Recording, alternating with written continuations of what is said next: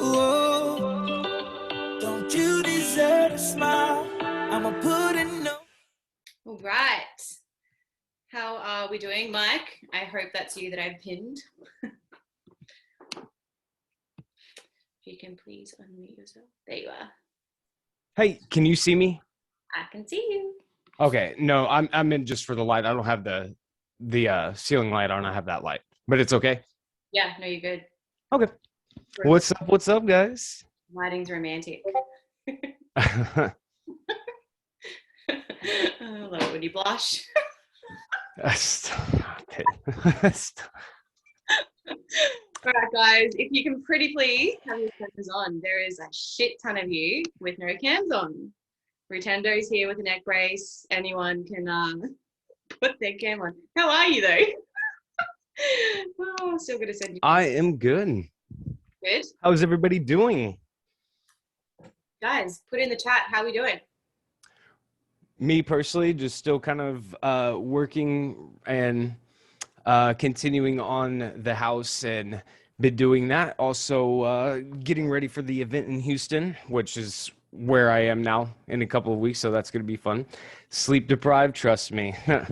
I am with it. I also did have food poisoning over the weekend, by the way.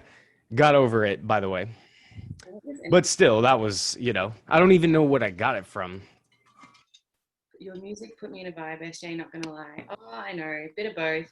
I was listening, I've been really jamming out to like Old School Parkway. The Horizons album? Yeah. Mm. Big fan. All right, well, let's get into it, guys. I appreciate you all being here. All right. Beck, where are you? Actually, I might just do Jenna. Jenna, I'm going to make you co-host. Oops, I just asked you to unmute. To admit the stragglers. Now, guys, next week we will be on a different link because Jenna, the Zoom wizard, helped me figure out the whole admit all situation. Man, less tech, me and tech, holy shit. Anyway, we get there, we figure it out. So Jenna, I've made you co-host. If you can pretty please admit all the stragglers. Tonight's a good topic. It's all based around transitioning from working to trading full-time. So welcome to tonight's call. I know there's lots of new faces on here tonight, which is super cool. For those that don't know my background, business psychology, I've been trading for 6 years, been with IM since March 2016. I found it very interesting when I first heard about trading that it's more about mindset development than charts. And that for me was like huge. And that's why we run these calls. So Mike and I have been running these calls since early 2017. Most Tuesdays, we may miss the odd one or two, but we're here. So, going through my journey with trading and mentoring others, I strongly believe that the mindset development is the most important factor in trading. Strategies everywhere. I know most people on here are either HFX or smart money. Does not matter. Okay, the mindset is still one in the same. There's money management rules. They're everywhere. Okay, but in my opinion, most traders fail not because of a lack of available information, potentially a lot of misinformation. That's a big thing that's out there. But the main reason why traders fail isn't because of a lack of information. Okay, it's not even the misinformation. It's generally it comes down to a lack of discipline, patience, and all these other traits and characters that fall under the broad spectrum of trading psychology. And I'm reading a book at the moment, and I highly recommend it. And it's Mastery by Robert Greene. And he basically describes in detail, really thoroughly. His whole book series, honestly, not even just that one, all of them. Yeah, this is the first one I've read, and I'm just like, fuck, my mind is just like blowing. Like, I don't want to put the book down. It's definitely one that you'll read a couple of times. And he basically describes, the path to mastering anything. And he indicates that it takes about 7 years, okay, to be a master at anything, okay? And you may be proficient or even profitable at trading well before you master it, but to truly be a master at something, it takes 7 years. And this also aligns with Outliers by Malcolm Glad Rap or something. I don't know his name. It's definitely not Glad Rap, but oh, I'm not doing it justice. Malcolm something in Outliers. Okay, he also says that it takes 10,000 hours to attain a mastery in any field. That's roughly like, I don't know the math there, maybe like 3 to 6 years working full time. Like crazy, guys. So if you're struggling and you're only a couple months in, or maybe you're a year into your trading journey, for me, it typically takes, a trader a good 6 to 12 months to just, get some rhythm. Okay. And it's not really the lack of information that is why, like I just said, that's not the reason why traders fail or take longer to learn this. It's how we think. Okay, and changing how we think and being really aware of all these mental traps that we all have fallen in is going to, help us. Self-awareness is key. We went over that last week. Okay, now if you're not in Trade House Oz because you're not in that group and you do want that self-awareness checklist, just Instagram me your email and I'll email to you. Okay, but my point here is to change how we think, to become aware of these mental traps. This is where overexposure and desensitization comes in. Now, what I mean by that is if you're sitting there, and I know some of you are doing this, okay, if you're sitting there and you're saying to yourself, yeah, SJ, I fucking know all of this, and you tune out, right? This is what we call in the psychology world overexposure. It means that you are desensitized to certain types of information because you've heard it a number of times. So what most traders do is they go on this like information binge, right? They're watching like go lives till the fucking cows come home. They read the same general things over and over and over again. They, make a trading plan, stick to your trading plan, calculate proper position sizing, only risk 1% of your account max. All of that is stuff you hear all the time, and it's really good advice, yet it is so looked over. Okay. And what I'm getting at there is don't mistake knowing with being able to do it. Okay. Because if you're struggling, like go back and actually work on the small things that, you may be taking for granted or that you are just skimming over, because it's the things that we are unwilling to admit that we need to work on. That is where the problem lies with most people in trading. Okay. So, I get lots of messages weekly, people from in our org, out of our org, from people who have been trading for like, not even in IM. Okay. I've had a couple of people from Learn to Trade Australia that have just joined us, right? And they've been with them for years. And very expensive tuition, like $45,000, guys. Okay. Still don't know how to trade. I get lots of messages from all these types of people that have been doing this for so long, and they haven't had any success until they join the Trade House. And this is because we have such an emphasis on the personal development and the self-awareness stuff. And you don't hear this stuff really talked about on Instagram or YouTube. It's just charts. So, the people who want to improve are always the people that check in back on the basics, no matter how long they've been trading for, no matter how much knowledge, no matter how much experience they think they have. Okay, so Mike, the first question I want to pose to you there is, why do you think most traders overlook the importance of the psychology aspect and just pour time and time and time into the charts? Easy answer is that it's easier to do that.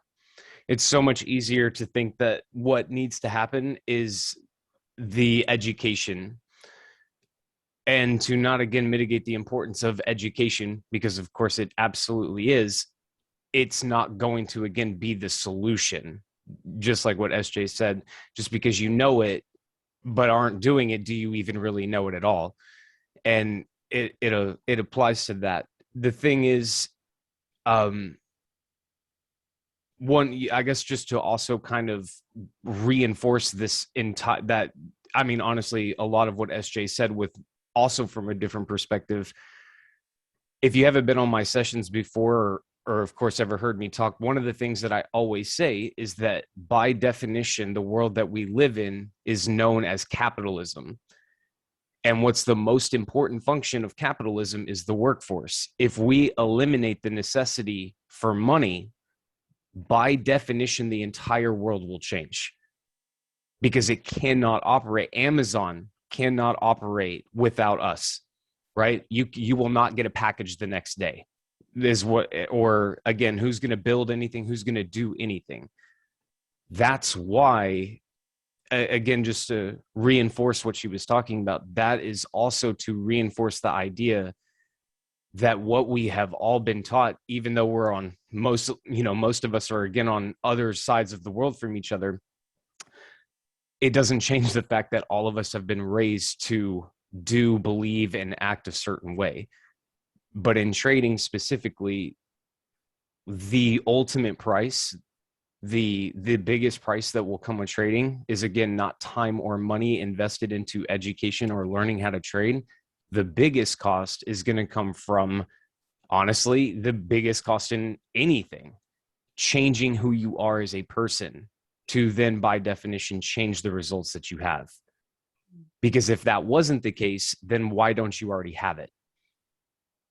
So everything in your belief system, and when I say the word belief, I'm not meaning it as the cliche. I'm saying that what you believe to be possible and impossible, what tastes good, what doesn't, what's pleasurable, what's pain. I mean, every single thing that dictates every single thing that you do from the moment you wake up to the moment you close your eyes is dictated based off of what you, again, agree to be reality versus not. The metaphor I always use is that you guys know back before 1950 something, 54 or 7, human beings did not believe that you could run a mile in less than 4 minutes.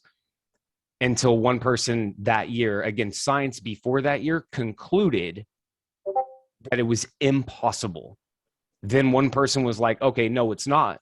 I'll do it. And then did it. And then that same year, that story broke out into the world. And then 700 other people also did it that year. And then you fast forward to today. If you can't run a mile in less than 4 minutes, you're not participating in anything.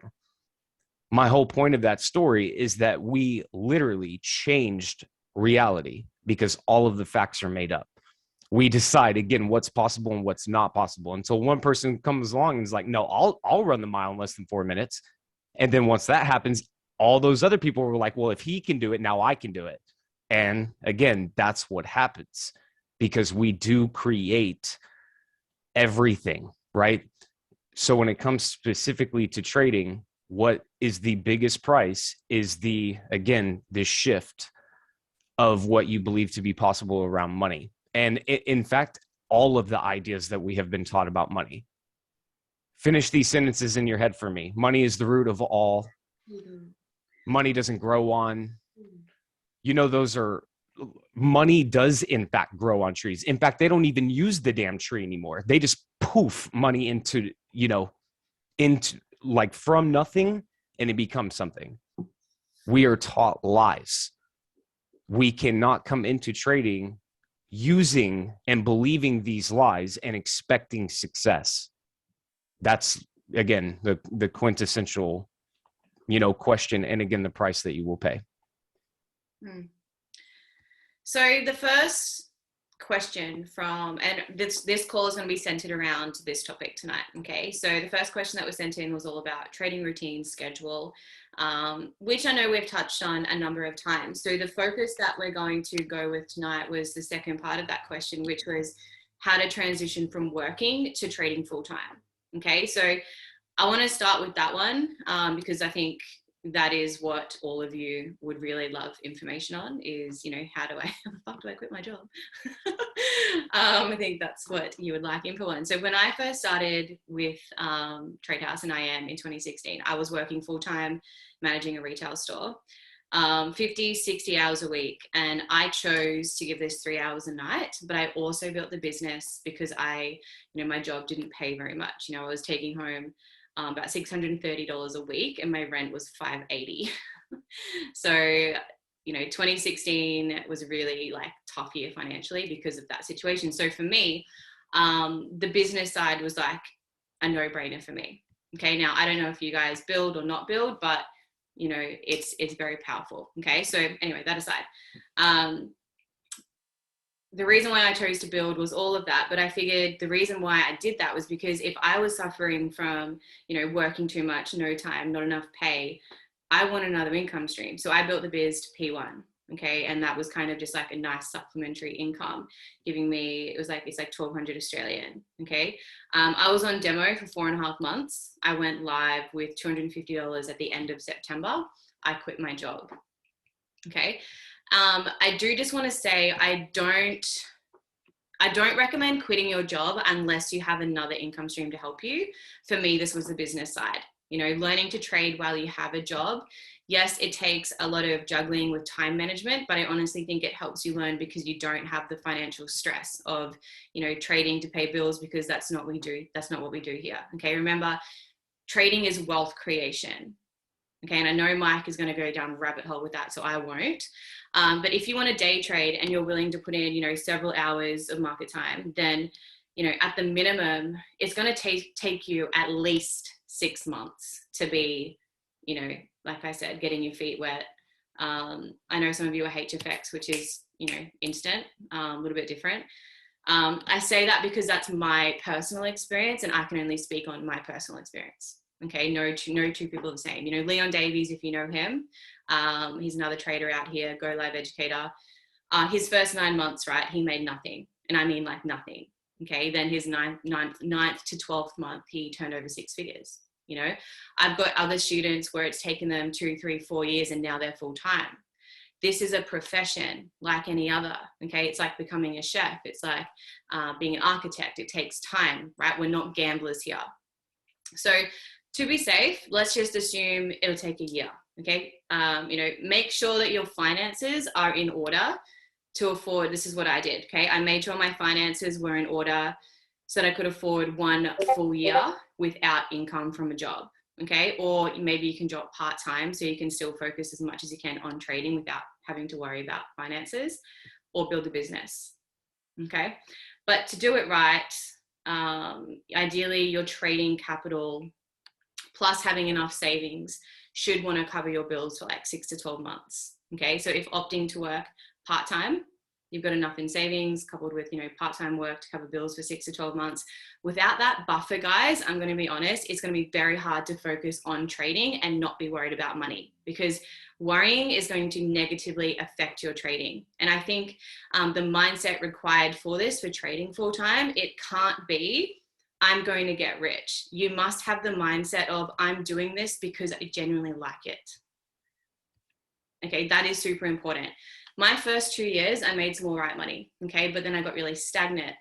And it wasn't until 2018 that I realized I had reached my financial ceiling, okay? And when I went live with 250, it took me 18 months to flip that. Or I won't say flip because it was compounded to 187K, okay? Income disclaimer, blah, blah, blah, blah. What I'm getting at is I had never made more than that before. So I really could not break through that ceiling. And most people find an income level that they're comfortable with and they stay there. Okay. They want to make more money, but they do little work to actually make that a reality, because this thing is called like your personal financial ceiling. It's called a financial thermostat. You've got one. Mike's got one. Okay, Jenna's got one. We all have one. This is why I often say you can't have $1 million dreams and goals on a $50,000 a year mindset. Like, you can't. Okay, it's not going to happen. You won't make that money. So think about how we're like the most money you've ever made in a year. That's your cap, right? It's at a resistance level which prevents us from progressing. So without a shift, like a significant shift in your mindset psychology, to the next stage of making more money, there will always be another personal ceiling. Okay, and you can make more money, but the personal ceiling makes it really difficult. You know, day trading is no different. One trader may decide subconsciously or get stuck at maybe $2,000 a month, and that's fine for their lifestyle. Another trader doesn't quit until they're making, $50,000 a month, but they can't seem to make more than that. And everywhere in life, we hit these limits, guys. And it takes, think of it as like weight loss plateaus as well. It's exactly the same. Okay. We reach a point where we make a bit more money, but it takes a bit more work. And then we get stuck again until we find a different way of doing things, right? And this personal ceiling, this financial ceiling is mostly psychological, but it's everywhere in life. Sickness, relationships, natural disasters, personal disasters, emotions. There are so many things that can divert us just when it seems like we're getting on track and we're like, the wheels are starting to turn. Like, I don't know for you, but does it always seems like as soon as like you get sidetracked right before you're gonna have a breakthrough? Like that always happens to me. I'm like almost there, then something happens, and I just get derailed, and then I feel like I'm like way behind. So to break through all of this, it means you've got to do a lot of personal work and personal sacrifice, right? And what I mean by that is your beliefs and your values is what's contributing to your personal financial ceiling. So money has never been my motivator for trading. Rather, my motivation is freedom. Okay, I'm a swing trader, so I'm naturally on the charts less. However, Mike is also on the charts less because he uses lower time frames and whatever else. There's some months I don't trade because I don't need to trade. Okay, money isn't the only thing that traders seek, and they may only day trade so they can pursue other passions. Like I've got heaps of traders that actually really love their jobs. They have no intention of quitting their jobs. They just use this to supplement and make more money so they can pursue other things. That's totally fine. Not everyone wants to do this full time. Okay. And don't buy into that hype either. Right. So while some people come into trading for money, most of the traders I know do it because of freedom. Quality of life is so much more than making money. And that's my own belief, of course. And that contributes to my own personal ceiling in terms of making money. And in terms of freedom, that ceiling has been smashed open. Like I've been trading full time the last 3.5 years. So I tend to make as much money as required to maintain what freedom I need. And that's my motivator. So when you think about, the typical personal ceiling, right? Most traders I know typically make between anywhere from like 40 to 300K a year. Okay, I know all the trade house guys, they trade like heavy accounts. They work for themselves, whatever. In Trade House Australia, we've had only over, 96 traders go full time, over 26 become funded. Okay, once you can make a certain, like say $40,000 a year consistently, there really isn't any reason why you can't make $60,000 or $100,000 or $200,000. Yet people find a spot and they stop doing their work and they typically just stop there. So to increase your income, you've got to, what I'm trying to say, to increase your income, you'll have to progress slowly. It's not like that. Okay, so we've talked about money mindsets. We've got a call on YouTube called Financial Thermostat. I highly recommend you go watch that, because if we're in this to make money, let's be honest. Okay, we've talked about this before. There's a call, you can go and watch on it. But basically, if you don't know what a financial thermostat is, it's basically like, think of it as like a thermometer in your room. It's the same thing. So basically your financial thermostat has a limit, and that limit is the most money that you've ever made. And the main reason why some people can't make more money is because of that default setting. Like think about a thermometer. When you've got your room on and then it goes up and then it, does whatever, and then it's, whenever it maintains it, then drops down lower and then it comes back up again. It's very similar. Okay, that's literally what it is. So the thermostat is there to keep you, like real life thermostat is there to keep your room temperature within a certain range. So the thermostat regulates the temperature automatically. It'll kick in to ensure that it always remains at that preset range. So you want to think of your financial thermostat as the amount of money that you are comfortable with and that you have set for yourself. So think about like tax time. Before you found out about trading, what was the first thing you did? Probably went and spent it. When your bank account rises above your thermostat, say you get a bonus from work or your tax return, whatever, you'll find a way to piss it up against the wall. Honestly, just because you have it doesn't mean you should spend it. When your bank account drops below the thermostat, you start to work harder. You start to get, a little bit frantic.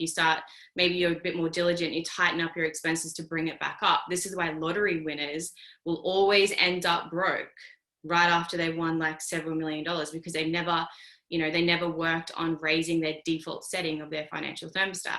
So to bring that back to trading, if your money beliefs that you associate money with risk, scarcity, danger, that there's not enough. Mike literally just said that they print money. They do. What the Feds print last year, like fucking $9 trillion or something, maybe more than that. I don't know. Like 20% of the currency being exchanged in the United States right now was printed last year. Yeah, crazy. 20%. Just really stop and think about that. Guys, the Federal Reserve is like a privately owned company, right? Like that's its own entity. That's not part of the government or anything like that. If you want a good book to read on that, I recommend Trading in the Matrix. I know Jason's reading that at the moment, fucking epic book. But anyway, to bring your thermostat back to trading, it's like if you associate money with, you know, there's not enough, scarcity, danger, while you logically strive to make more money, can you see how this misalignment can create conflict with, you know, what you think you want to what you think you actually believe you deserve? There's going to be, there's a misalignment there. Okay, so with trading, we're here to make money, obviously. If you think about what initially drew you to this industry, to trading, most people can agree on here that it's the allure of money, right? Give me a 1 in the chat if you started this because you wanted more money. Like, there's nothing wrong with that. But what do we spend our days fantasizing about? You know, how life as a successful trader would look like, you know, massive bank accounts, massive crypto portfolios, exotic cars, you know, holidays, whatever it is, the freedom to do whatever it is that you want. But if you've been with us for, you know, any amount of time, whether that's a day or fucking 3 years, whatever, you'll be aware that this is the logical side of your brain that is actually desiring and wanting these things, but it's really the subconscious mind that's running the show. So if your relationship with money is not aligned with your financial goals as a trader, then you're going to find ways to sabotage your trading. Okay, Mike, what do you have to say on that? I'd like to premise it first by saying that what I'm about to say, I'd like to set the premise first that there's this funny nomenclature that gets tossed around that's known as conspiracy theorist. Have y'all heard that term before? Yeah. And if you have heard the term before, do you guys know who created that term? I'll just give you the answer. It was the CIA. The funny thing about the conspiracy theorists, and I'm not talking about going too far into any one in particular, but just again, not anybody in here's personal understanding of that, but the masses. People will laugh at the idea, and I'm actually kind of curious about this for all of you guys that don't live in the United States. Do you guys know that 3 buildings fell in New York that day? If you did, awesome. But even here in the United States, my parents still don't, you know, again, completely accept that actually 3 buildings fell that day. Even though that was just casted, it's not even hidden. It's not something that is, again, like, it's not a theory. I mean, it's 18 blocks away from the Twin Towers. And the reason why I brought that up was because typically what happens in our society is we are, again, taught what to think. So again, kind of piggybacking off of what I was talking about a little while ago, that term conspiracy theorist is, again, something that we are all taught. At one point or another, me and you and everybody here laughed at those kinds of people until a certain thing happened that started to, again, cause different perspectives looking at a situation. The same thing, again, applies to even what understanding money is. We, again, by definition, cannot be taught what money is or how math or how these things operate. Compound interest alone would completely break money. Y'all all know the quote, Albert Einstein, right? Compound interest is the 8th wonder of the world. Do you know why that quote even exists? Is because if compound interest was something that every human being understood, then we wouldn't be trading and attempting to learn how to trade to pay bills or flip money. If we were, again, for generations, not even just us, but our parents and grandparents and but Mike, you're muted. that was weird. Yeah. Oh, okay. But the reason why that's the case is because, again, if everybody has been taught how to compound money, then in trading, for example, and this is again something I always try to make sure that people understand, and I guess this does just strictly apply to Forex, but in other ways it applies to all of the financial markets in one way or another. But 50 pips on a 0.01 is how much? And 50 pips on a 0.1 is how much? 50 pips on a 1.00 is how much? The only thing that has changed in that and everything that I just said was the lot size. And that's the thing that we have control over or don't have control over, but that is the thing that we have to enter. My point being is that what is done to make $5 is also what is done, the exact same thing, to make 50 or 500 or 5,000. That's what I'm talking about when it comes to trading. That's how you actually compound an account. It takes forever for it to actually get started, of course, but when it does, the only thing that has changed is the lot size. Where else in your life can you think of, and if you can't think of something, please go into the chat, where else can you look in life and say what I just said? Where else can you go that is done to make $5 is then done to make $50,000 or $500,000 or $5 million?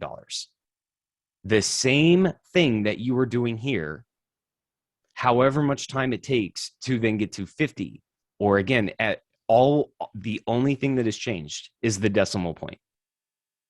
That's it. Just moving the decimal point one place to the left. That's the only thing that is different. But my point being is, just like what I just saw in the chat, the mind is blown. That is exactly confirming the point of what we're talking about here. This is something that we have never had access to before. Our parents didn't have, nobody unless maybe there is somebody here, but in my personal life, of course, not a single family member has ever come close to anything like this. And just on that, Mike, once you know what you guys know now, there's no way you can go back to like normal societal. Yeah, because now it's no longer ignorance. Now it's a choice. The fact that you've been told that, now you cannot say, oh, I didn't know. You do, if you're, of course, listening. But my point being is that if understanding what the financial thermostat is, I, again, personally boil it down to what money is in general. And I guess one of the easiest ways is to bring up one of the more relevant things about money, Bitcoin. So many people now, before I push any further into this, I am not talking about blockchain.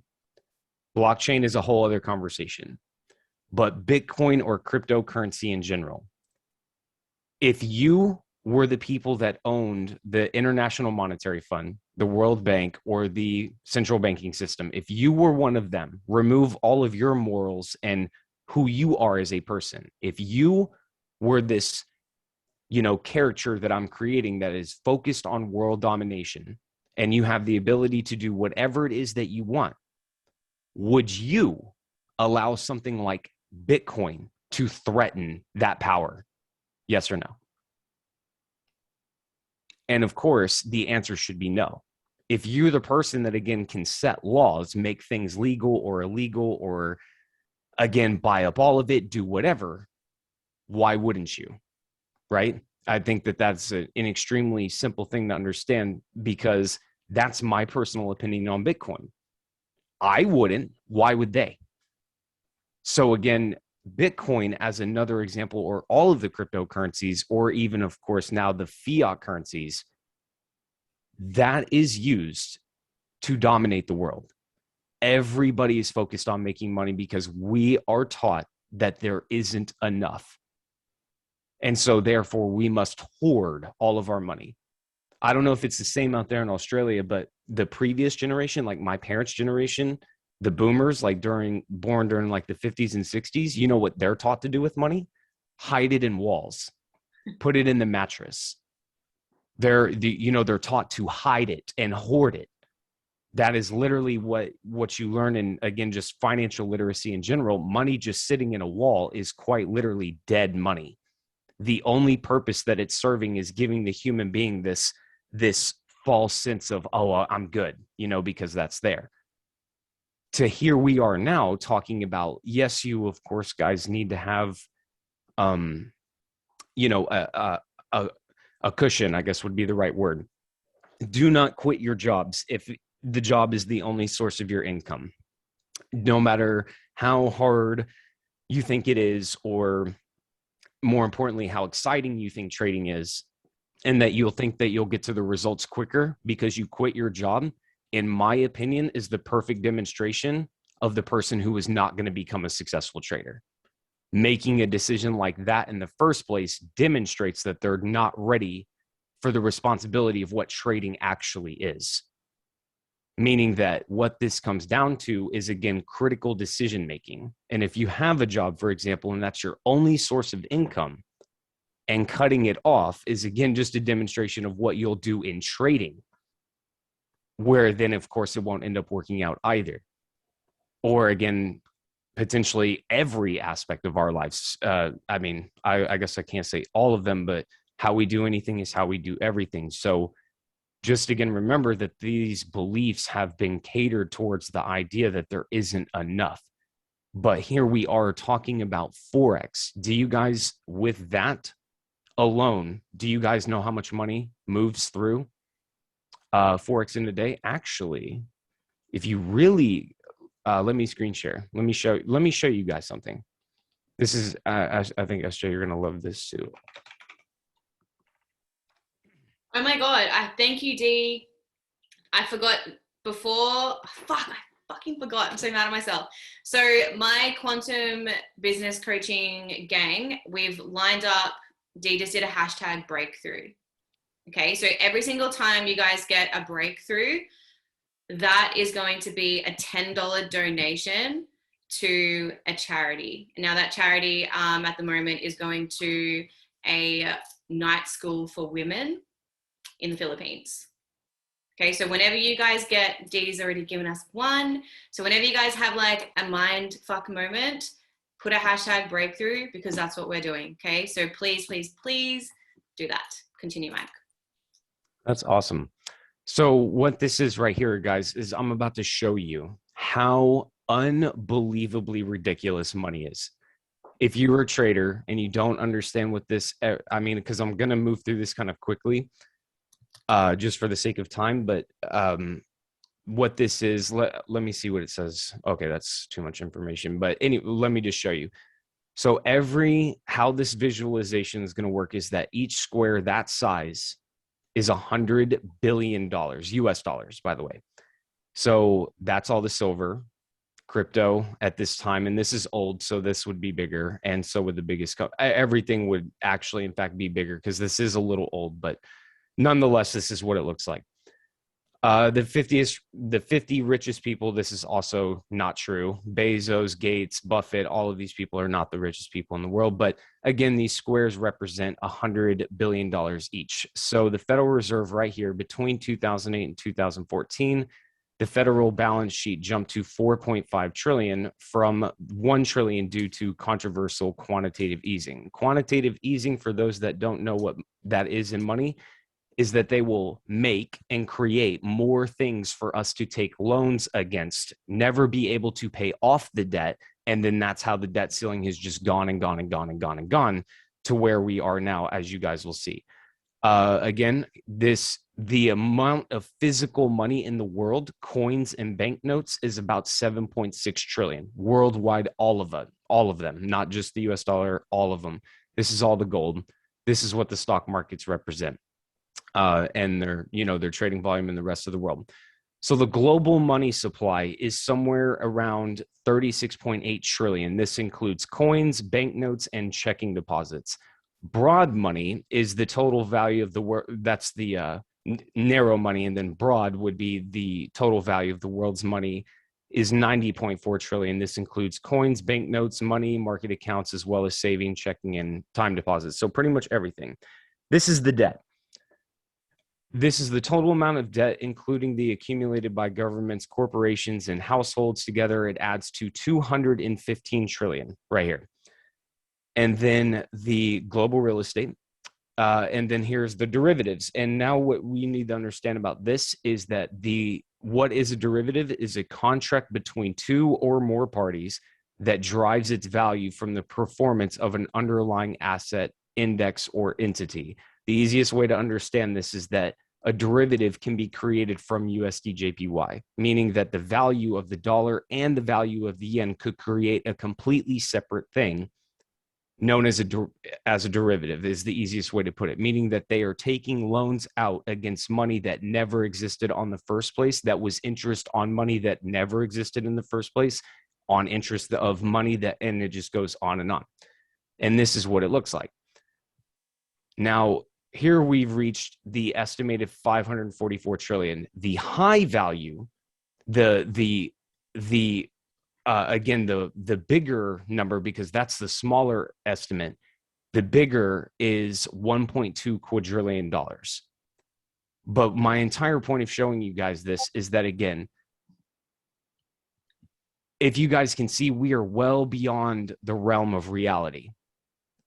There is $1.2 quadrillion in, in it just going on. And of course, that will never end.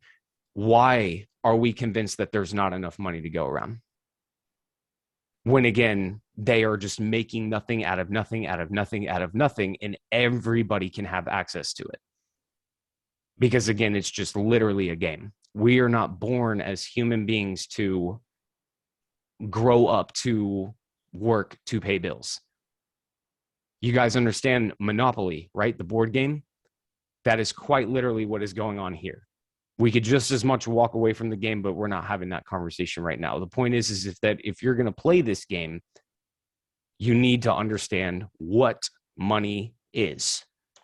If you don't, again, it's just going, and that's what can, again, in my opinion, directly increase what SJ has been talking about as I hand it back to her. How to increase your financial thermostat is to no longer be vague on what money is. Understand what it is, and then it becomes that much easier to say, oh, yeah, $50,000, $5 million, $500 million. I mean, it's nothing. You see what I'm saying? So hopefully that helps. Isn't it funny, like when you start learning what we learn, like $1 million, that's not a lot of money. Like, oh yeah, it's nothing now. Like my house is going on the market for like 800,000, and I was like, is that all? Like stoked for that, but I'm just like, fuck me. But that's actually, I'm sorry, just the one last thing on that. Inflation alone would kill any kind of savings, meaning that the entire idea of working for 40 years and retiring off of 40% of your income, if you did that right now, got a job today and worked for 40 years, by the end of that 40 years, all of that money that you made during that 40-year time period, over that next decade, inflation would kill all of it. As I just showed you guys, they are just making more and more and more and more and more, devaluing all of the money. So all of that money that you made in those 4 decades will become pointless in, at that in the fifth decade. I don't know if you guys know that. I'm sorry. Go ahead. But it's just funny, right? Like, it's ridiculous. The game of money, guys, is debt. Yeah. Money is debt, meaning that if you understand what that means, if everybody had $1 million, what difference does it make? Just as much as everybody here has $1, right? Y'all all have $1. So if I gave you one, nothing will change, right? Well, it's not, because again, it's just $1. That same logic could apply to $1 million. If you have $1 million, everybody has $1 million, I gave you one, what difference does it make? Money is debt. It's, yeah, like every single human being has a certain relationship with money, and as traders, the type of relationship that we have with money is going to impact your trading decisions, regardless of if it's like our best interests or not. And when it comes to trading, like the physicalness of trading, a lot of successful trading has to do with planning your next trade and waiting for the market conditions to align so that you can then execute according to your trading plan. But the issue that most people have is that they're unable to follow the plan successfully. And this is where your relationship with money will probably provide some insight into your own trading behaviors and habits. But I think, the unfortunate reality is that if you have an emotionally unstable relationship with money, then regardless of how hard you work, you're setting yourself up to fail as a trader. Okay. And so I want you guys to think about your own thoughts, your own beliefs that come up for you when you think about money. It might represent things like, you know, social status, security, safety, scarcity, opportunity, even sometimes resentment. Like, did you grow up with money? What did your parents tell you about money? What is your money story? What did you grow up thinking about money? It's gonna, did you know the majority, right? All of these beliefs that you have, not even just with money, they were formed and imprinted on you up until you were like the ages of 7 and 8, like with your brain development. Okay, you were literally like a sponge. So these beliefs were created by things that we heard, that we saw, by specific incidences that you experienced as a child. And in my money course, like something that we talk about there is we go through, all the negative money stories and negative money beliefs and negative money experiences that you have been through, because that's all impacted you up until today. So like Mike said, before, if you heard things growing up, like, money doesn't grow on trees, or money is the root of all evil. Even if you saw your parents struggle to pay bills on a monthly basis, right? Then your default reaction to material things will be like, I can't afford that, right? Or something like that.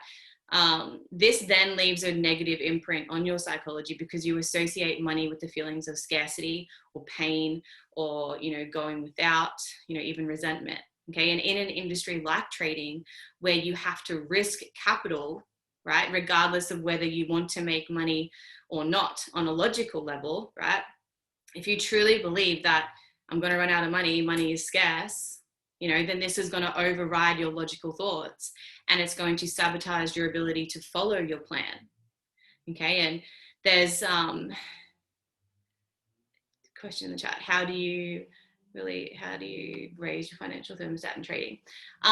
Things like position sizing. Okay, so if you trade positions that make you, I can never talk on Tuesdays, that make you emotionally uncomfortable, then effectively you're putting yourself in a position where you're too scared to take a trade because you don't want to lose money, right? So just because the Stinu says use this lot size, if you're actually not comfortable risking that amount of money, and you find yourself, babysitting your trades, then scale it back, scale down the lot size. Just because Stinu says it doesn't mean you have to use that. On the flip side, if you trade too small, and then you're not as engaged emotionally, then this can lead to, sloppy executions, or straying away from your plan because oh, fuck it, it's only a 0.01, who cares? It's only my demo, who cares? So that's where self-sabotage comes in. And you might get to a stage in your trading journey where you start to make money and you've built up, a bit of a little profit cushion. And at this stage, you might be above your financial thermostat. So like, say you've had like $100 in your account, and then you flip that to like $200, that's more than what you've had, right?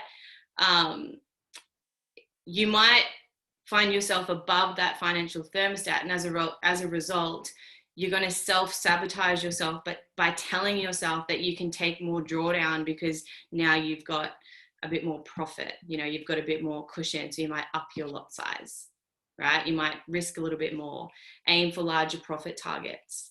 Okay. So the goal of adjusting your financial thermostat is to uncover all of the limiting beliefs that are living in your head that are hindering, and you got to challenge them so they no longer affect you. So the first step for that is your awareness, right?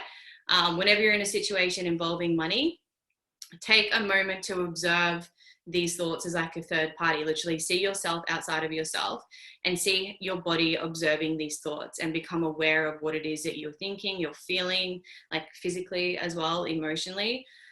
When you think about all the material things that you want and you desire, what kind of feelings come up for you, right? Do you feel like you deserve these things? Do you say, oh, I'll never have that, that's ages away, right? By becoming aware of these thoughts, you then allow yourself to identify where your financial thermostat is currently set at, right? And then the next step to that would be to change how you speak to yourself, right? We say it all the time, whether you think you can, whether you think you can't, you are right every single time. So once you become aware of the thoughts you're having, if you believe that you don't deserve something, then you need to challenge that belief. Ask yourself why you believe that story to be true.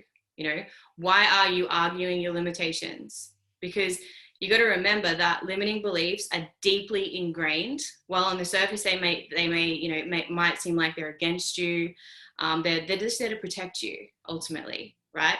But your money thermometer might be set really low without your knowledge, because your relationship with money might be that disappointment. That you've who's had their card declined in the supermarket? Super embarrassing. Sorry, just gonna transfer. Come on, we've all done that. So like, think about all the negative money experiences you've had. And if you still feel uncomfortableness around that, then, deal with that. Change the way you speak about money. And then the final step with that is the visualization thing. So, use a vision board, fill it with, compelling pictures, wealth, income, material goods that represent wealth, holidays. I've got mine literally in front of me. Take a few moments and visualize and sit in front of that and just look at it and just visualize your desires and how grateful you are that you have something that can give you that, right? You have something that can give you that. And this is what trading is, guys. It may not be a, instant profit, but man, like the things that I've been able to do, considering 2015, I had my power cut off, guys, 3 to 4 months in mental arrears, probably those two, rental arrears. Thank you, Rotendo. Thank you, Ruby. But rental arrears, guys, like in the 5 years that I've been doing this, my life is completely different because of this. So when you're thinking about money, what does it feel like for you? What do you want to do with that money? Visualize all of these things. Mike, to get his Corvette, I bet you he fucking visualized the stitching of his seats. Like, I bet you he did that. Did you not? Everything was the universe works in details. Yeah, definitely the details. So hopefully that's an idea, but go to my YouTube channel. You'll see a video there in Financial Thermostat. But basically, guys, to sum all that up before we move on to our last question is, it is super important to have multiple income streams. Think about anyone really successful. They all have multiple income streams. So if you're just trading, that's one income stream. Like, don't do that to yourself. Okay, so now the other question is, okay, this one is going to be good. Who noticed like 2 weeks ago the markets were really slow and you guys were all questioning your existence? You're like, I don't know how to trade anymore. Like, that's literally was all of you. I swear to fucking God. The counseling we had to do that week. I would have been rich as a psychologist. So I want to know, Mike, because we've all talked about this as a community, but how do you overcome, okay, to a person, the question is, how do I overcome self-doubt when I can't see anything on the charts? Frustrations with a slow week, resulting in me not taking trades or me forcing my trades and over trading because I want to trade. Well, there's a lot of flip-flopping back and forth on that question.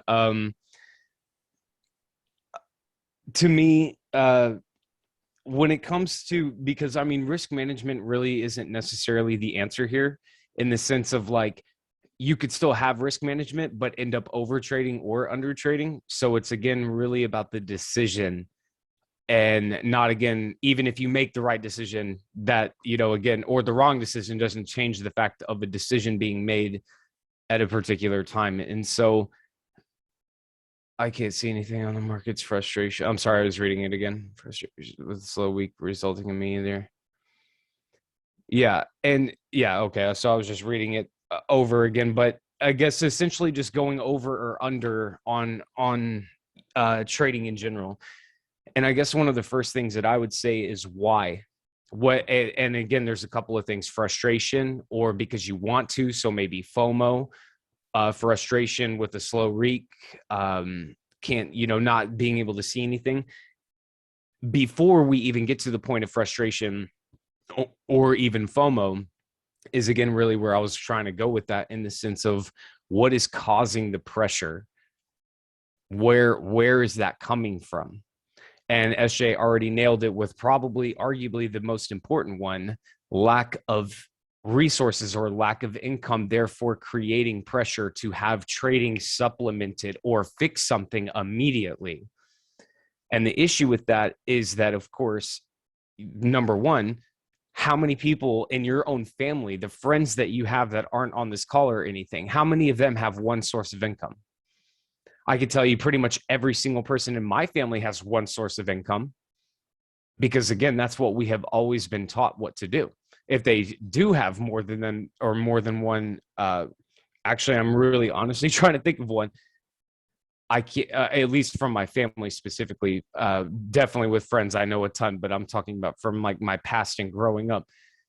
And so having one source of income, as you guys like, it's not really news to anybody in here. It is super, super, super detrimental in this day and age. And that's, of course, going to kind of lead me into, of course, what the other side of this platform is in general and the power and the magic behind it. Because everybody here should understand you do not need this platform or the trade house by definition. You could just as much go to Google or YouTube and off you go. But the most powerful thing, aside from obviously the education, the experiences, the community, and the things that we learn, the genius behind this is something that, again, has some of the most preconceived notions from the world that we live in.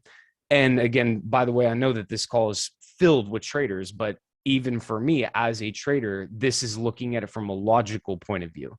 How many of you guys, honestly, were taught about pyramid schemes or going after every single person you know and trying to get them in? Why? To make money. Were you also taught the bad taste, the stigma, like I was? Like, oh, it's one of those things. Do you guys know? Like, I don't know if you're anything like me, but my parents believe that, my grandparents, everybody in my family. It's what I was taught. And it is, again, something, of course, I believed as well. But the way that, of course, I go about doing this in particular is that I, of course, don't ever chase anybody, because my intention is not to convince a single person to get started with this. Why? Because I don't want to babysit anyone. If I need to force somebody to do something to change their life, why would I, they're not ready to be unplugged from the matrix. But it brings me back to one of the first initial points that I made, that we are always taught the opposite of things. Remember my whole like 9/11 thing? This is another one of those. Why? Well, because there is one undeniable truth about network marketing. Do you guys know what it is? Do you know why this industry? Because I'll give you the answer. Aside from the people that legitimately do just scam other people and really just try to get as many people involved, I'm saying the essence of this entire style of business. Do you guys know why there is such a bad taste in it? Do you guys know why Kevin Sherdeu has such a bad, perception? Do you know why Michael Jackson also had a bad perception and it was ultimately killed? Do you know why John Lennon was killed, or Martin Luther King, or JFK? It's because it's the same exact thing. This creates freedom, because there is one undeniable truth about affiliate marketing. It has created more millionaires than any other industry in the world. So imagine if, again, it was a common believed perception to do network marketing. Do you guys understand how fast capitalism would fall apart? It would literally just implode. And this is the way, of course, that I have learned doing this in my own career, is that when not even to speak on how unbelievable this particular platform is, but what happens when we, again, start to really go against the grain from the things that we are taught. I think one of the biggest and easiest examples is perception of things, just like that whole pyramid scheme and network marketing, all of the, again, bad stigma that's held around it. It's because, yes, people, first of all, do it wrong. But again, the most important thing is because it's one of the most dangerous things to the monetary system because of what's possible. That's not possible. What happens here is not possible in the normal Fortune 500 companies. I mean, even if you consider the math of what this company pays out and by the way, yeah, I know we're not talking about trading right here at this exact moment, but it is again to talk about one of the other sources of income that are possible here, not to again try to convince you or anything, because again, my intention is not to convince somebody so that then there's more work to be done to force people to do things they don't want to do. The number one thing is, of course, learning to trade, guys, but this is the reality of what we have here. If you learned how to trade, let's just assume that this entire platform teaches you how to trade and you leave, and 3 years later, you're with the family and you make $1,000 off of your phone and you announce that to everybody in the room. What is the next question you're going to hear? How did you do it? Why? Because everybody at least I assume every single person on this call knows needs another source of income, because everybody we know doesn't have sources of income. Outside of this platform, like growing up, I think you guys know what I'm talking about. And so what it then comes to is either A, you have left this entire everything and you love, care, and respect that person enough, you're going to teach them and spend all that time and effort and energy into that individual, or however many there could be.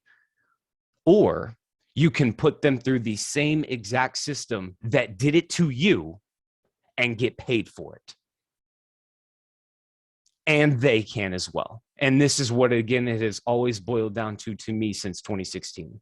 What the bottom line of what every single person on this call has is the ability to learn how to make money for yourself, to develop the skill set of trading. And then on top of that, get paid to show other people how they can also learn a skill set that can pay themselves. Do you guys really genuinely understand how dangerous of a concept that is to the world we live in? There is no product here. In any other company, you don't make the money by putting on makeup or, using that insurance policy or drinking that, caterpillar bug juice or whatever it is. This is a skill that teaches you how to make money. And then again, on top of that, the overhead of what we are talking about here for the IBO, if you guys don't know, is $16 a month, or maybe it's a little more for Aussies, but that's the overhead. You guys see what I'm saying? There is no logical argument if, again, what you're going to end up doing either way is constantly answering the question, how are you making money off of your phone? How do you do that? How do I do that? What did you do in order to achieve that? You see what I'm saying? You're going to do this either way. So the genius of this platform is from, obviously, Christopher Terry, the CEO. I know you guys don't know him. I do, because I've been here since the beginning. I'm the first educator on the platform, Go Live. I'm the one that brought this to this company. My point is that the CEO isn't here for making money off of us. And if you don't understand what that means, do the math on how much a Platinum 600 gets paid out, which is, of course, 600 USD. How much money does the company need to take in order to pay out a Platinum 600? And of course, scale that all the way. You could do the math yourself and see that this company pays out more than 50%, way more than 50% of the money that it takes in monthly. How many other CEOs in the world take in 100% of money per month and then give out more than 65% immediately back to the people? Do you understand how unbelievably ridiculous that is? It is insanity. There isn't a Fortune 500 CEO right now that pays out more than 50% of the earnings that the company takes in, because they can't. Amazon cannot do that because of the cost of their business. Other businesses, it's the same thing. Like some of them, it is literally impossible to do so. That's what we have here. For the ones that, again, truly, genuinely take this seriously and learn the skill set of trading, Do you guys understand that by doing that, by being a part of this platform, you also unlock the way to making what's known as residual income? By doing what you were already going to do anyways, it happens here. Do you guys see what, like, and do I even need to mention how much this company pays out versus how much, it takes? I don't know if you guys have ever been in another network marketing company before. Do you guys know how much it takes to pay out $600 USD in other companies? Just the, Platinum 600. Let's not talk about any of the chairman ranks.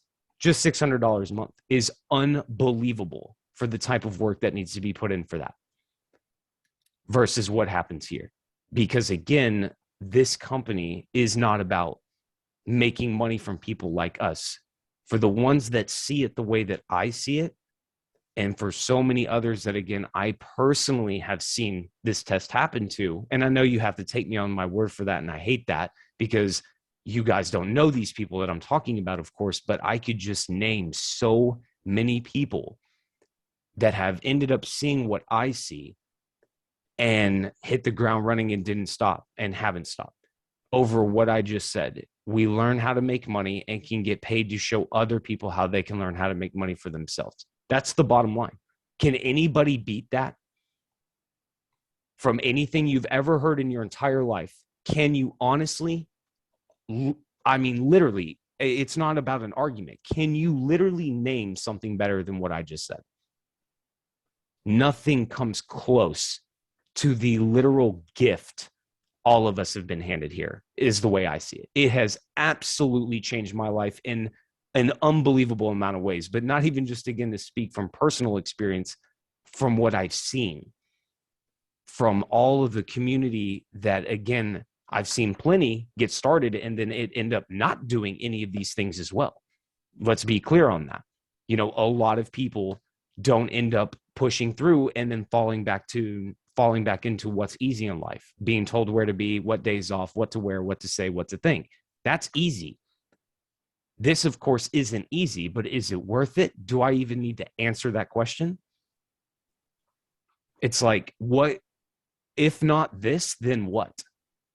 Trading is 24 hours a day, 7 days a week for crypto, 5 days a week for Forex.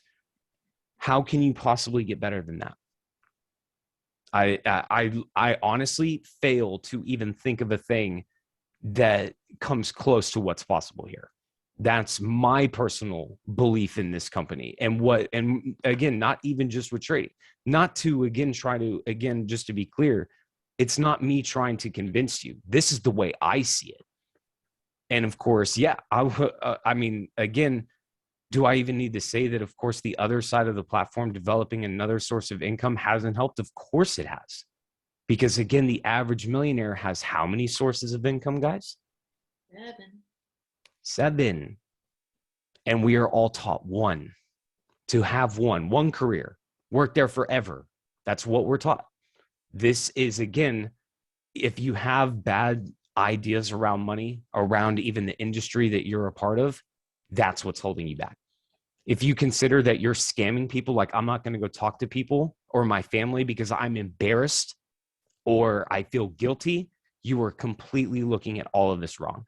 Because to me, guys, again, it's not about closing people, it's exposing people. Do they want freedom or not? That's it. If they don't, if they're not ready, I'm damn sure not going to spend my time trying to convince a person of it or not. Because again, it is easier to not have time freedom. It is easier to be a financial slave than a person that has financial freedom and all of the responsibility of their lives on their shoulders. It is way easier to just be told what to do and bitch about everything every single day, as opposed to getting up off your ass and doing something about it. Not to say that's not a personal attack, of course, on anybody, but that's the game that we're playing here.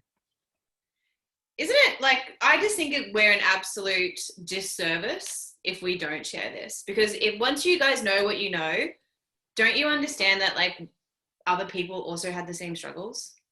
Do you know what I mean? Like, I don't know if you guys saw my testimonial that I put up on socials. Mike, I don't know if you saw this. I did. One of our girls, and I do have permission to talk about this, has been with us for about 3.5 years, right?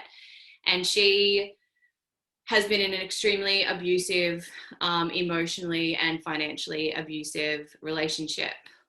She's got a child, and like so abusive to the point where she was not allowed to go for like work drinks. Like he would pick her up, take her to work. Whatever money she made, she worked in a call center. Whatever money she made went to their joint account. I actually paid for her subscription through Skrill. So nothing was like fucking tracked. Her boss would give her extra hours, like extra hours at work, and she learned how to trade at work. Right? I've never met this woman. She lives in Brisbane. She messaged me on the weekend and basically said that she has left that relationship. I don't know where she is. She's somewhere a lot safer. But in the course of 3.5 years, she was able to learn a skill set, right, that could give her the freedom that she needed to leave a situation that was like that. So this is what I mean. Like if you don't know, like it's not as easy as to say, just leave. You don't know what someone's like held back by. You know what I mean? So for me to not talk about this, for me to not be that annoying fucking Forex girl on social media, like I'm being a disservice, because you don't know who's looking for this. You're going to make a post one day and someone's going to see it and they're going to make a little mental note, right? And then something will happen in their life and they'll be like, you know what? I remember that Ruby chick on Instagram. I know she trades. Maybe I'll go talk to her. Hi. So when you are loud about this is where amazing things happen. Like when you get testimonials about, people saying, my account growth hasn't been that much, but you know what? I no longer want to kill myself. You saved a fucking life. This is so much more than just making money, guys. This is so much more than just charts. Don't overlook anything that you have, that the trade house has. Jenna found me online. You guys wouldn't have your little amazing, and they're certainly not little, fucking big ass trading calls, your go live recordings. You wouldn't have Jenna if I wasn't a loud bitch online. Okay? Good things happen when you find something that you love and you're really passionate about it and you just get noisy about it. So don't hide what it is that you do, because don't feel guilt. Like if you're worried about what someone's going to say or what someone's going to think, that's their problem. What someone thinks of you. It also confirms what they think about it too. It's not that you're comparing their beliefs onto you and that's what's affecting you. You mentally agree with them. Yeah. Which means you're not going to make it in this. Sorry, but that's the truth. So as much as you want to raise your financial thermostat, let's raise our belief levels too. One in yourself, one in the company, one in Trade House, one in the people that have done this before you. Like my motto in all of this is literally, if they can do it, I can do it. Like if they can do it, I can do it. If he can do it, I can do it. Mike's way smarter than me, and I probably wouldn't have said that to him because I don't know anyone who's smarter than Mike. But guys, you're sending me broke with the breakthroughs, but thank you. Oh shit, another one. But guys, this is what this is about. This is what the experience of being in this company, being with Trade House is about. So let's just scroll through the chats. We do have one last question, and that is, how do you allow yourself to not feel bad when you have a day off from the charts, when you're not where you want to be, or that type of question. My take on that, just to do a quick one, is basically, the thing is, like, self-employed, employed by a company, whatever, that's what you've known forever, right? But we've become victims of this work culture, this hustle culture, that basically dictates that unless we're like, physically sick or, on death's row, we shouldn't take a day off. Team no sleep. That's fucking toxic, right? That used to be me. But I want to use the gym as an analogy there. We take rest days off in the gym because that's important, right? We know they serve a purpose. We got to let the body heal, our muscles repair, grow. But guys, what about your mental health? Like, what about your mental health? Okay. I think when the guilt that you feel turns into stress, and I know a lot of a lot of you experience that, but that feeling of, you know, when we take a day off work, a day off the charts, it's easy to understand why we feel that when we recognize that stress is just a survival mechanism. Okay. And when you take a day off, what is it that you fear, or feel? Is it you feel that you're going to fall behind, that other people are working harder than you, that you're less relevant or you're less valued? I don't know. Say it, write it in the fucking chat for me. We all deserve to take a day off. Write that off. Now, I know the girl who asked this question, when she was on the charts, on the calls, when she was forcing herself to show up, even when she was mentally burnt out, that reflected in her trades. And we went over her journal on Friday, and her trades were trash. They weren't good, but she took a few days off, and last week, all of her trades were almost like 100% fucking strike rate. No coincidence, is it? Okay. So think about it this way. Taking time off is ultimately going to propel you forward in your progress, because when you return to the charts, you're going to be well rested. Your eyes aren't going to be tired and strained. You're going to be mentally refreshed, right? You have fresh eyes. And the best way to move through feelings of guilt and and stress about taking a day off is literally what we talked about at the very start of this call. And that was the desensitization, becoming more comfortable with something that makes you uncomfortable, right? Allow yourself that noise. Who is that?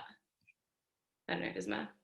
But yeah, like allowing yourself to be, more comfortable with doing things that make you uncomfortable. Allow yourself to take that mental break, that day off. Do whatever you need to do to fill your cup. So Mike, it was Rock. It was Rock. No problem. Like Mike, what is your quick little reply to how do we, taking a day off and not feel guilty? Pain versus pleasure. Like you're only going to endure pain for the sake of pleasure, and it's a measuring system of anybody's lying if they say that they would rather be on a Zoom call or working on themselves as opposed to being under a blanket watching TV and relaxing and just watching some mindless kind of TV show. Why? Because it's easier, and that's pleasure. But the thing is, you don't learn anything with pleasure. You learn with pain. You grow with pain. So when I say the word pain, you guys paid the pain bank being on this call, because you just as much could have not been and, been laying in bed or doing whatever, right? Relaxing. That's pleasure. So why do you endure pain is for the pleasures. But you have to pay a lot of pain to obviously have even greater pleasures. And so what I'm saying is that it's easier to understand that days need to be taken off, because are you guys trying to quit your job so you can start a 7-day a week, 12-hour a day job? What's the point of working all of these hours and feeling like you're pressured into that? Isn't it the entire point to stop doing that? So in my opinion, it's just such a crazy question but I understand it, of course, because there's a negative connotation of, oh, you're just watching, your favorite TV show for 8 hours straight. Well, if I did that, you're damn right. Why? Because that's what I want to do. And why can I say that? Because I feel like I have earned it. Why? Because of, again, pain, the currency of pain, as opposed to not indulging into pleasure. The choice is what the universe recognizes, guys. That's the thing you cannot lie to. That's the thing that there is, you can call it God, Allah, call it the universe, call it whatever you want. The universe responds to people who respond to the universe. And so indulging in whatever pleasure, as opposed to, again, not enduring pain, or vice versa, choosing to endure pain as opposed to indulging in pleasure, is something that, again, is like a scale. And again, the more pain, just like a gym, guys, the more you go to the gym, the heavier those weights get. What happens? the better the results, right? Or at least I guess ideally, it's the same thing with your brain. There's no difference, literally zero. And so in my opinion, how do you overcome it is, again, accept that you've earned it. Now earn it. Then that's the asterisk there. Don't enable yourself, but earn the shit out of it, and enjoy the shit out of that day off, regardless of whatever you choose to do. It doesn't matter. That's the entire point, is being a human being and making your own choices, fulfilling your own happiness in whichever way you see fit, and literally middle finger to anybody who disagrees. Like, can we not buy into the hustle culture anymore, guys? Like, it's toxic. You're doing this for your happiness, right? You should be. So make yourself happy. You'll work that much harder. Yeah. And don't let anyone make you feel guilty for taking time off. If they do, remove them. That's their shit. Like, flip them off and tell them to go be a dickhead somewhere. Or you become a slave to their opinions. One way or the other, it's your choice. You either choose to be happy or choose to become a slave to somebody else's opinions, period. There is no ands, ifs, or buts. Like, that's what happens. You either feel guilty for taking a day off, or you choose to accept that, again, you've earned it. The person who says they can and the person who says they can't are both right. Yeah, so it's your choice. All right, guys. Well, tonight's been a pretty amazing call. We've had 33 breakthroughs, which mean 34. Okay. $340 is going to our charity of the month, which is, you guys are going to send me broke. 34, 35, 36. Let's round it up to 400. Come on, give me a couple more. 400. I'm going to start putting things up in the Discord. Okay, that's enough. Stop. End call. This is, fuck you guys, but also love you guys. So that is going to a women's school in the Philippines. And I'm going to get some figures to you to show like what this can actually do for people over there, which is pretty damn amazing. So I'm really excited. This is just something that we want to do. Don't have to, but this is why we do what we do, is because, when you have more money, you can then give more. And that's what this is about. So thank you so much, everyone, for getting on. Same time next week. I am super excited. I'm grateful for your being here tonight. If it's your first call, you're welcome again. I hope you enjoyed it. And Mike, thank you so very much for being here. Me as well. As always, guys, thank you for your time. Hopefully it was helpful. Amazing.